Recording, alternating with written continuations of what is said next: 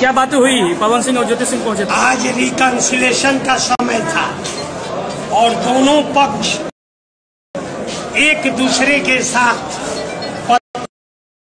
में रहने के लिए तैयार नहीं है। नहीं, दोनों पक्ष। क्या कहा गया है दोनों तरफ से? दोनों पक्ष ने कहा, पवन सिंह का कथन था कि हम ज्योति सिंह को अपने पत्नी के रूप में नहीं रखेंगे, और ज्योति सिंह ने कहा कि न्यायाधीश महोदय ने कहा। अपना नाम बता दीजिए। अपना नाम बता दीजिए। मेरा नाम सुधाकर गुप्ता। ठीक है, धन्यवाद सर।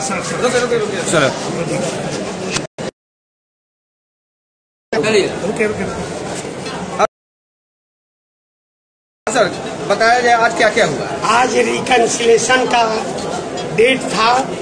ज्योति सिंह और पवन सिंह दोनों न्यायालय में आए हैं और दोनों को न्यायाधीश महोदय अपने चेंबर में बैठाकर समझाने का प्रयास किए, और दोनों पक्ष एक दूसरे के साथ पति पत्नी के रूप में रहने के लिए तैयार नहीं है।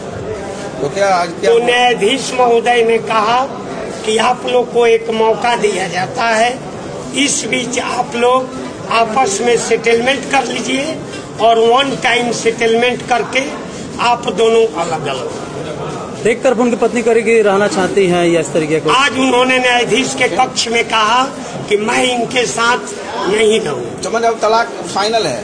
फाइनल। अब दोनों के बीच में एक मौका दिया गया है, और उस मौका पर दोनों आपस में बात कर लेंगे कि आखिर तलाक जब किया जाएगा तो ज्योति सिंह के जीवन के लिए कौन सी व्यवस्था की जाएगी, मुआवजे वगैरह। हाँ, तो वो व्यवस्था होने के बाद दोनों पति पत्नी अलग हो। सर आप पवन सिंह के वकील हैं जी, क्या कारण है कि पवन सिंह तलाक? देखिए, दोनों की विचारधारा अलग अलग है और एक दूसरे से विचार मिल नहीं पा रहा है, इसलिए दोनों अलग अलग रहने के लिए तैयार।